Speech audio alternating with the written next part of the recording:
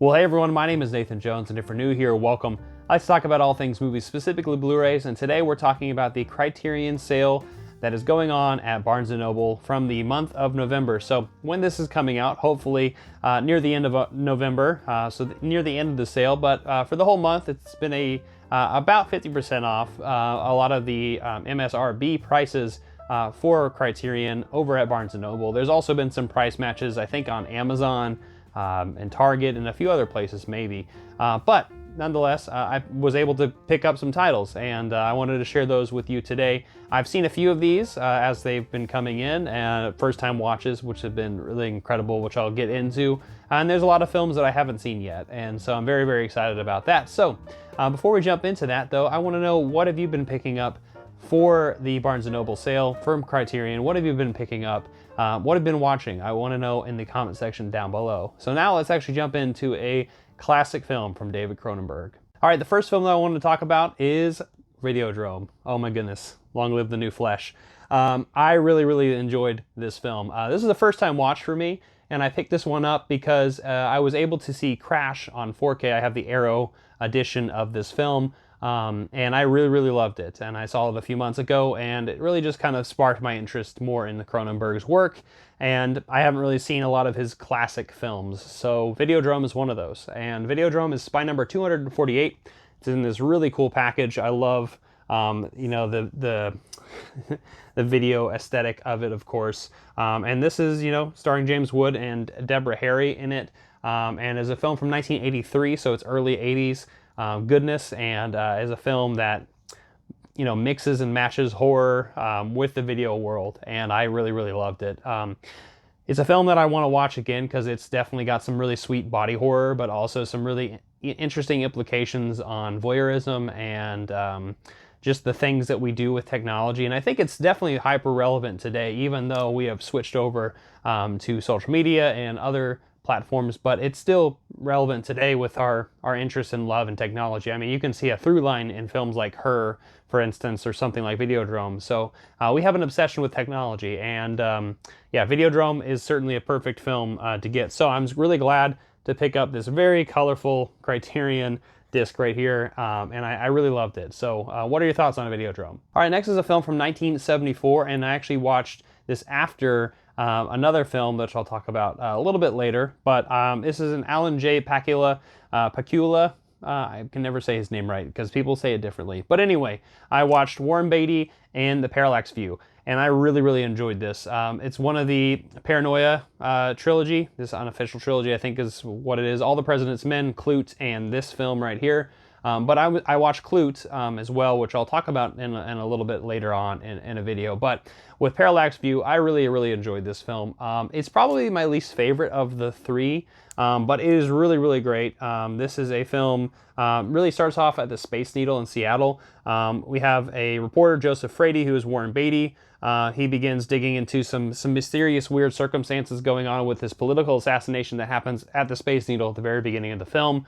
And then it kind of kicks off from there, and he starts going down these different rabbit holes. And he's definitely a reporter who's not necessarily like well off, and he's he's just kind of one of those lower end reporters. And so he starts going down a cavernous route here. But like I said, this is a early 70s film, and this is a film that's connected with those other films that I mentioned earlier, with All the President's Men and Clute. There's this paranoid, conspiratorial kind of distrust in media and government, and obviously this is around the same time as Watergate, and also with JFK's assassination happening, in the late 60s, and like you see all these different things going on, especially in the U.S. culture. And so it's a very interesting time capsule piece, and looking at fiction and nonfiction kind of in a way. And I think Parallax View is a definitely worthwhile watch, and I really, really enjoyed this film. I also enjoyed. So there was a new program on cinematographer Gordon Willis, featuring an interview with him for 2004. I watched John Borston, assistant to Pakula, on The Parallax View, and I also watched the new introduction by Alex Cox, which was really, really cool as well. But anyway, this is spy number 1064, so one of the newer things in the collection, but I really enjoyed it. But anyway, have you seen The Parallax View? Have you seen any of the other films in the Paranoid trilogy? from Alan J. Pakula? I want to know down in the comment section down below. All right, next is a film that I've upgraded, but I haven't seen yet in this new form, but it is by number 776. It is Wes Anderson's Moonrise Kingdom. And Moonrise Kingdom is definitely one of those films that I want to say when I first watched it did not like it, and it was definitely one of those films that with Wes Anderson in particular, I wasn't necessarily on board with his stylistic choices and the ways he was. So when this came out, this was 2012. Yeah, so around this time, I had seen The Life Aquatic with Steve Zissou when I was younger, when it came out, and I really didn't understand Wes Anderson's aesthetic or appeal necessarily. And so this film, definitely at that time in 2012, I was definitely a different person. And so not too shortly after, I watched The Grand Budapest Hotel and completely didn't, a complete 360 on that, and or I guess a 180. I did a shift anyway. My whole point is that I was able to, get past this, and I've been appreciating a lot of Wes Anderson's work. So it'll be interesting to jump back into this one. Moonrise Kingdom has some precocious children in it. Really great cast, of course, because Wes Anderson films always do. Go check out The French Dispatch if you haven't seen it yet too. It's quite a delight. There's some really great vignettes in that film, and I would recommend it. But Moonrise Kingdom, another classic film from Wes Anderson that I'm very happy to add to my collection. And I think this is the last of the Criterion Wes Andersons that I needed. So I'm happy to have it now. All right, so the next titles I'm going to be talking about are all ones that I have not seen yet, so I'm going to talk about them very briefly, not too long. And the first is from 1946, and it is a John Ford film. It's a Western, and it's starring Henry Fonda in My Darling Clementine. How the hell have I not had this film yet? I feel like I should have had this movie already, but for some reason I didn't. And I was checking, and I guess I didn't have this film. But I know I'm kicking for a Western mood very, very soon, and I've heard this is an absolute classic and a masterpiece from John Ford, also having Henry Fonda. I really enjoy his acting. So I'm very excited about this one. I'm glad to get this classic, and I'm going to get in a Western mood probably sometime in January, because I have a feeling that that's going to be a big mood for me. But anyway, have you seen My Darling Clementine? All right, so next is a film from 1999 and is directed by Ang Lee, and it is Ride with the Devil. And fun fact about this film is this movie has been, it was the longest running film in my wish list, or not wish list, but like one of my shopping lists that I've had on Amazon. So I feel like this has been in my cart for maybe like 6 or 7 years now, and I just haven't picked it up. So anyway, it's about time that I got this. This is a Civil War epic. It's around, I think it's around Kansas City. So yeah, it's Kansas-Missouri border, so very close to where I am at. I look like a Civil War guy right now, right? But anyway, we have a film with Jake, we have a film with Tobey Maguire and Skeet Ulrich in it as well. We also have Jeffrey Wright in the film. Anyway, it's an Ang Lee film, which is going to be interesting to see his take on this Civil War film. But I've heard fun things about this one. And some really good performances as well. But have you seen Ride with the Devil? Let me know in the comment section down below. All right, so the next film is a classic from 1938 and is directed by Howard Hawks, and a screwball, like, it's one of the best screwballs according to a lot of people. And I guess this is a film that was eagerly anticipated, and is starring Cary Grant and Katharine Hepburn in Bringing Up Baby. I finally have this movie. I feel like I should have picked it up the last last sale that happened in the summer, I believe. But yes, I finally picked it up and very excited about this. I love how much this like, there's so much, there's like stacked right here when it comes to special features, and very, very excited about this one and reading into this, because Criterion haven't really been putting out, they've just been putting out leaflets more so, and not so much on the booklets. And so it's exciting to see releases like this get the treatment like that. And so very excited about this one. It's got a 4K digital transfer scan of with uncompressed mono soundtrack, and so very excited about this. It's got some really cool special features. Very excited about it. Love screwball comedies. All right, so the next film we're going to talk about is a film directed by Hirokazu Koreeda, who I've enjoyed his work quite a bit, and very excited about this one. It is Spy Number 1089. It is from 1998, and I'm talking about Afterlife. And just listen to this. This premise alone, it sets the tone for it. So if you could choose only one memory to hold on to for eternity, what would it be? And so from there, it's where the recently deceased find themselves in a limbo realm where they must select a single cherished moment from their life to be recreated on film for them to take into the next world. So this concept alone automatically sells me onto this thing. And so, and also just to kind of see it from a Japanese perspective is going to be really interesting, and kind of seeing that cultural aspect of it. So very, very excited about Afterlife. And this is definitely one of like the releases that a lot of people this year were really, really excited about. So very excited to check out Afterlife when I do, and I'll be definitely sharing my thoughts when I do watch it. All right, next is a sci-fi classic from 1957, which is a great year for film, but I'm talking about The Incredible Shrinking Man. So this is directed by Jack Arnold and written by Richard Matheson. And yeah, it's an existential pop science fiction film about, a shrinking guy. I don't know necessarily too much about this. I'm fairly certain that I have seen clips from this movie quite a bit. I remember there being like a cat scene in particular, but very excited about this. It's got a 4K digital restoration with uncompressed mono audio soundtrack.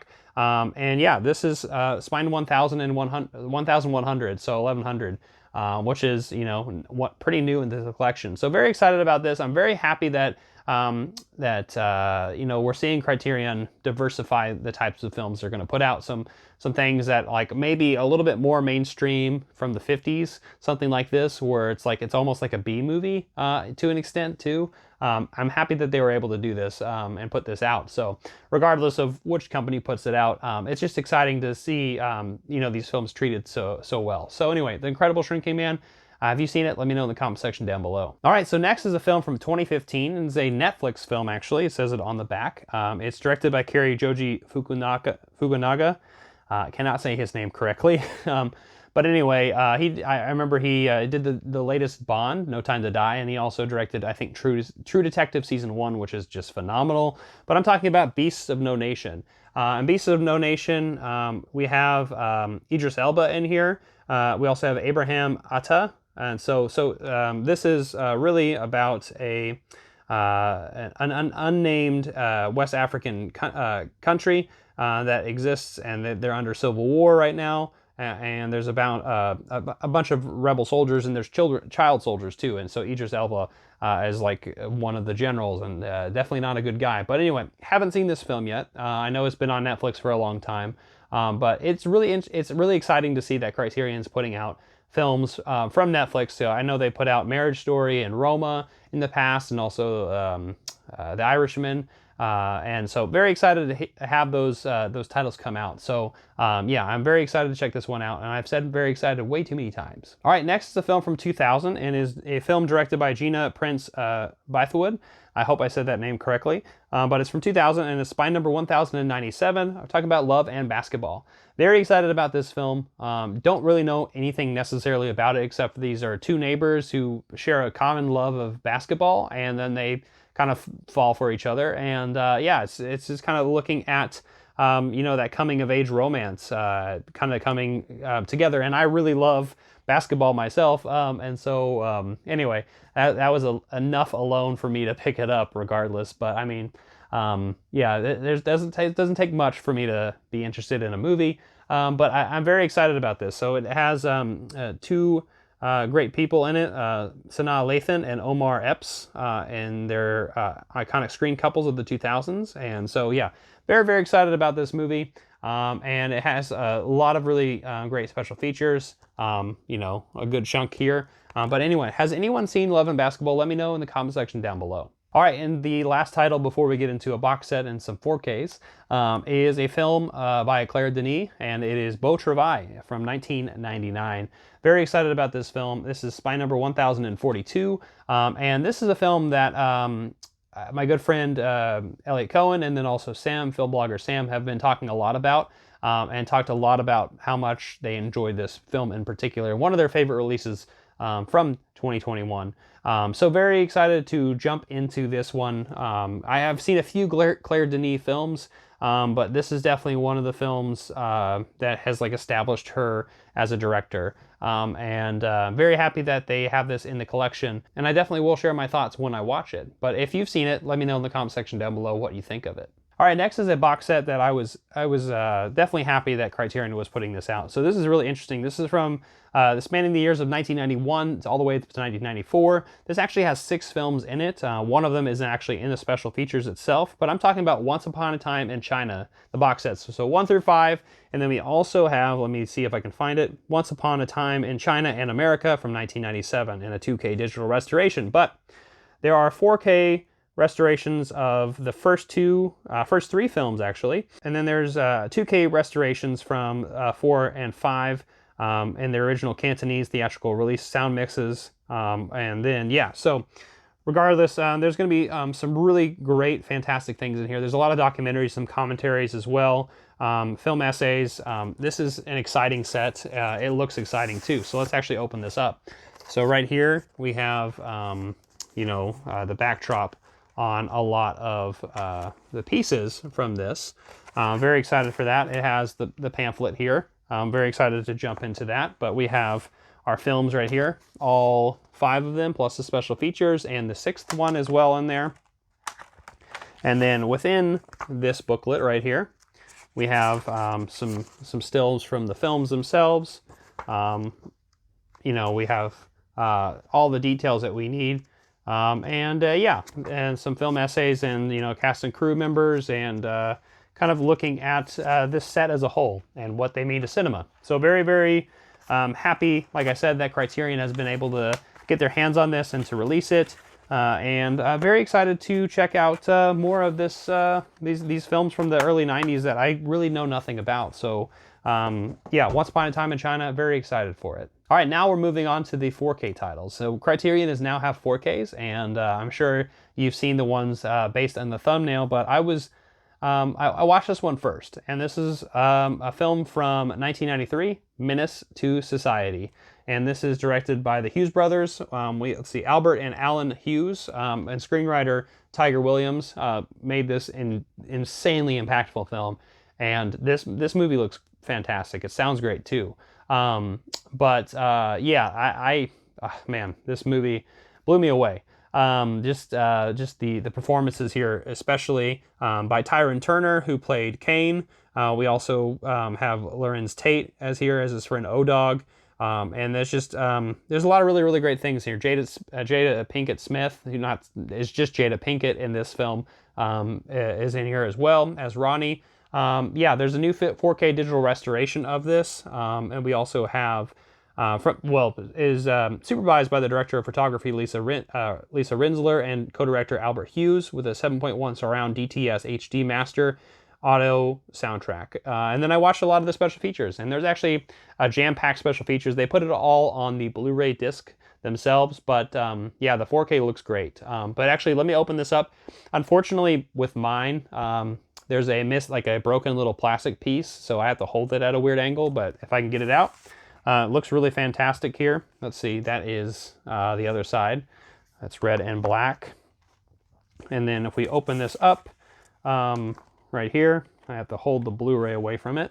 But there's those. Like I said, so this missing center piece, there's like a hole there, so it's like held barely on. I have to hold it like that. So anyway, that's unfortunate, but regardless, I'm very excited. There's a pamphlet that comes with it. It's a good read as well. But yes, Menace to Society is an essential viewing, and this is definitely one of the most anticipated 4Ks that I wanted to pick up when they announced 4Ks back like a month or two ago. But anyway, now we're moving on to the creme de la creme, I suppose, of the 4K titles. The official first 4K in the Criterion Collection, even though Mulholland Drive beat it by a week, right? We're talking about 1941's classic Citizen Kane right here, right? And a lot of people know a lot about this, and there's been a lot of talk about this film, and then also about the Blu-ray disc, right? So was everyone else able to break their Blu-ray disc and then, take a picture or send it in the mail to Criterion? By the way, for people who are unaware of this, if you do pre-order this or order it somehow before Criterion recalls them, the Blu-ray disc, the first Blu-ray disc, is actually It's got some problems with the visual quality of it. About, I think, 20 or 30 minutes into the film, it starts going to this really dark, grainy look, and sustains that way. And so what Criterion is doing for the people who ordered this already is they're going to be sending a replacement disc program, and they're also going to be giving you $10 on their website if you do so. Now, like I said, this is if you know the people who pre-ordered this, right? So so my Blu-ray disc is not in here, but this actually has a four disc set, the 4K itself, 3 Blu-rays, lots of special features. But anyway, the special features on this are stacked. It's huge. So very excited about this. I'm sure people have seen it unboxed, but there's the special K serial. I like to do that. So if we spell Kane, you know, we have K, A, then we have N, and then we have E. So Kane. But anyway, let me get this out here real quick. There's the Kane on the other side, and then all the pieces of the film itself they're all in their respective little slip cases. I really wish they didn't do slip cases, but I guess it's creative, right? Then there has the pamphlet with it. So, you know, it's an exciting release, and Citizen Kane is definitely, it's worthy of getting the 4K treatment, and definitely interesting to see that Criterion was able to put this out as like their official first 4K. That's very exciting. So anyway, that is Citizen Kane. I hope you enjoyed this little 4K and Blu-ray haul. So anyway, what have you been picking up for the month of November for the Barnes Noble sale? I would love to know down in the comment section down below. I had a really good time collecting all these films, and very excited to jump into a lot of them very soon, hopefully, and give you my thoughts on them a little bit closer and more in depth. But anyway, thank you so much for watching. I hope you enjoyed this video. I hope you like it. I hope you comment down below, share, hit the notification bell, subscribe, and I'll see you next time. I'm not jonesing around.